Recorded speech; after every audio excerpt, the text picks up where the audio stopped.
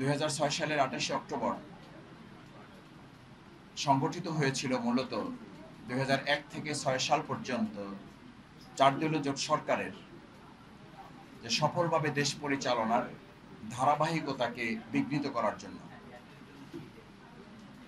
এবং একটি শান্তিপূর্ণভাবে দেশ পরিচালনায় মাঝখানে ছেদ ঘটিয়ে মানবিক রাষ্ট্রকে পাশবিক রাষ্ট্রে পরিণত করাই ছিল 2006 সালের 28 অক্টোবরের মূল লক্ষ্য। এবং 2006 সালের 28 অক্টোবর মানবিক রাষ্ট্র থেকে বাংলাদেশ মূলত 2024 সালের 5ই আগস্ট পর্যন্ত একটি পাশবিক রাষ্ট্রে পরিণত করার চক্রান্তের শুরু ছিল 2006 সালের 28 অক্টোবর। 2024 সালের জুলাই আগস্টের ছাত্র জনতার গণ অভ্যুত্থান সফল হয়েছিল, কিন্তু 2006 সালের 28 অক্টোবর এই 2024-এর জুলাই আগস্টের গণ অভ্যুত্থানের পাটাতন নির্মাণ করা হয়েছিল। 24 সালের জুলাই আগস্টে সর্বস্তরের জনতা লড়াই করেছিল ফ্যাসিস্ট আওয়ামী লীগের বিরুদ্ধে, শেখ হাসিনার বিরুদ্ধে।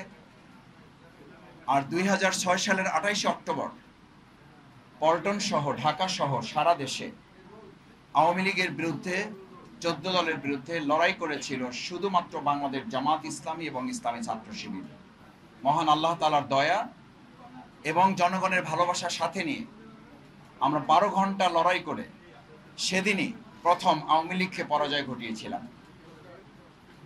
খুনি হাসিনা যেদিন আগের দিন ঘোষণা করেছিল লগি বৈঠা নিয়ে সবাইকে ঢাকায় আসার জন্য, সম্মানিত সুধী মণ্ডলী, সাংবাদিক বৃন্দ, আপনাদের এটা খুব স্বাভাবিকভাবে প্রশ্ন হওয়ার কথা যে ঢাকার মতো একটা গুরুত্বপূর্ণ জায়গায় নেতাকর্মীদেরকে লগি বৈঠা নিয়ে একজন স্বাভাবিক সুস্থ মানুষ, একটা দলের নেতৃত্ব পরের কথা, রাজনৈতিক কর্মী তো পরের কথা, একজন সুস্থ স্বাভাবিক সাধারণ মানুষও তার নেতাকর্মীদেরকে লগি বৈঠা নিয়ে ঢাকায় আসার নির্দেশ দেওয়ার কথা না। এবং এটা সাধারণ কোনো নির্দেশ ছিল না, এটা ছিল একটা পাশবিক নির্দেশ।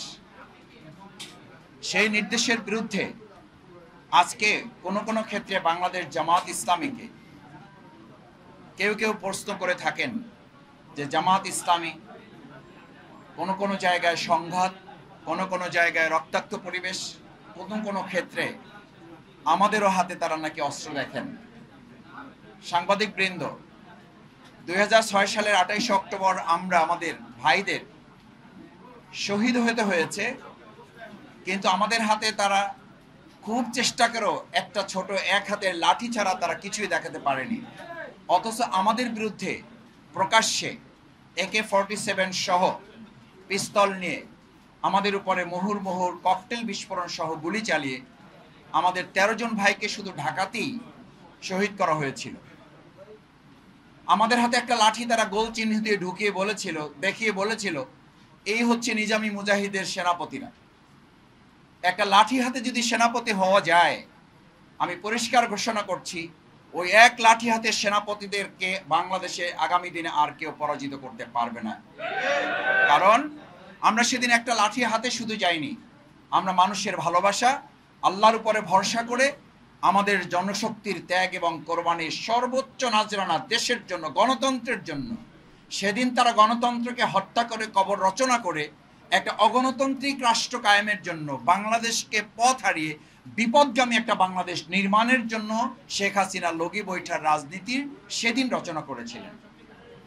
সম্মানিত ভাই এবং বন্ধুগণ, আমাদের সেদিন নেতৃবৃন্দ অত্যন্ত সাহসিকতার সাথে, অত্যন্ত দৃঢ়তার সাথে সেই পরিস্থিতি মোকাবেলায় যে ভূমিকা রেখেছিলেন, ফলশ্রুতিতে পরবর্তী বাংলাদেশ বিনির্মাণে আজকে 2024-এর এই জুলাই আগস্টের গণ অভ্যুত্থানের ভিত সেদিন রচিত হয়েছিল। সেদিন নিজামী ভাই, সেদিন শহীদ আলী হাসান মোহাম্মদ মুজাহিদ ভাই, তাদেরকে ওখানে যাওয়ার জন্য আমাদের পক্ষ থেকে পরামর্শ দেওয়া হয়েছিল যদি না যাওয়া হয় তাহলে ভালো হয়। ওনারা বলেছিলেন যদি আমরা না যাই তাহলে কর্মীরা ওখানে থাকবেন কি করে। তারা শুধু যান নাই, তারা বক্তব্য দিয়েছেন। এবং যখন নিজামী ভাই বক্তব্য শুরু করেন, তখন নতুন করে আওয়ামী লীগের তৎকালীন দুষ্কৃতিকারী সন্ত্রাসী হায়েনারা নিজামী ভাই, মুজাহিদ ভাই এবং মঞ্চ লক্ষ্য করে যখন তারা ককটেল এবং গুলি বর্ষণ করা শুরু করেন, নিজামী ভাইকে বলা হয়েছিল আপনি একটু বসে গেলে নিরাপত্তার জন্য এখন বসে যাওয়া প্রয়োজন, উনি বসেছিলেন। উনি তখন বলেছিলেন বাংলাদেশ জামাত ইসলামীর আমির তো দূরের কথা, একজন সহযোগী, একজন সমর্থক অন্যায়ের বিরুদ্ধে, অপকর্মের বিরুদ্ধে মাথা নত করার ইতিহাস নেই, আজকেও হবে না এবং ভবিষ্যতে ওটা হবে না। তিনি সেদিন বসে যাননি, দাঁড়িয়েছিলেন এবং সেই মুহুর্মুহুর ককটেল বিস্ফোরণের বিরুদ্ধেই তিনি দাঁড়িয়ে অত্যন্ত দৃঢ়তার সাথে শান্তিপূর্ণভাবে তিনি তার বক্তব্য দিক নির্দেশনামূলক কথা তিনি শেষ করেছিলেন।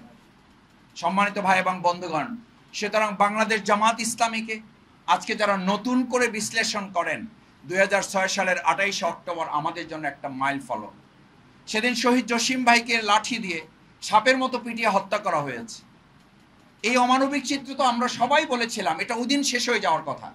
ওই দিন তো 4 দলীয় জোট ছিল, তাহলে আজকে তো প্রশ্ন হওয়া উচিত 4 দলীয় জোট যদি হয়, সেই জোট সরকারের শেষ ক্ষমতা হস্তান্তরের দিন শুধুমাত্র জামাত ইসলামী এবং ছাত্র শিবিরকে টার্গেট করে, আওয়ামী লীগ আমাদেরকে টার্গেট করে কেন আমাদের বিরুদ্ধে সেদিন মাঠে নেমেছিল? ঠিক একইভাবে আপনি দেখবেন এই আওয়ামী লীগ 2024 সালের জুলাই আগস্টে নিষিদ্ধ করার তালিকায় শুধুমাত্র জামাত ইসলামী ছাত্র শিবিরকে রেখেছিল। 2006 সালের 28 অক্টোবরও তারা জামাত ইসলামী ছাত্র শিবিরকে টার্গেট করেছে। 2024 সালের জুলাই আগস্টে শুধুমাত্র জামাত ইসলামী ছাত্র শিবিরকে টার্গেট করেছে। এর দ্বারা প্রমাণিত হয় বাংলাদেশের দেশপ্রেমিক দল হিসাবে, জনগণের সংগঠন হিসাবে জামাত ইসলামী ছাত্র শিবিরকেই শুধুমাত্র তারা শক্তিশালী প্রতিপক্ষ মনে করেছে বলেই আমাদেরকে তারা টার্গেট করেছিল।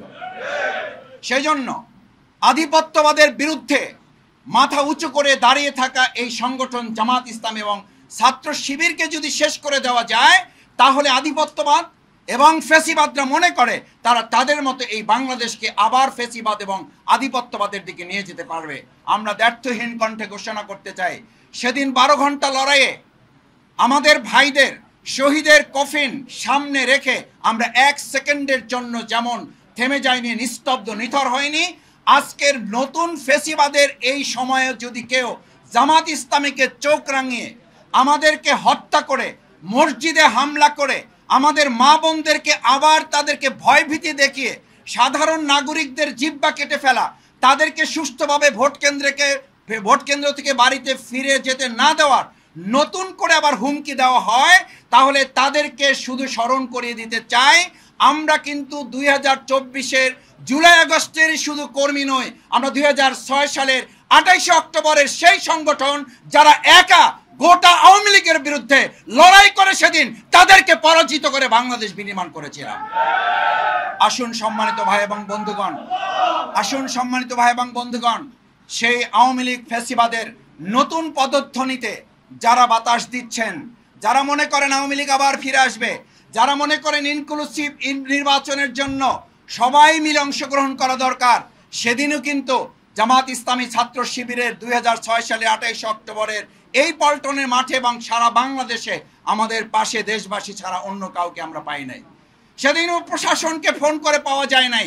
সুতরাং নিরপেক্ষতার বিচারে আগামী দিনের জাতীয় সংসদ নির্বাচনে আমরা বলবো রাজনৈতিক দলগুলো লেভেল প্লেইং ফিল্ড তৈরি করে একটি সুষ্ঠু নিরপেক্ষ জাতীয় নির্বাচনের জন্য জুলাই সনদের ভিত্তিতে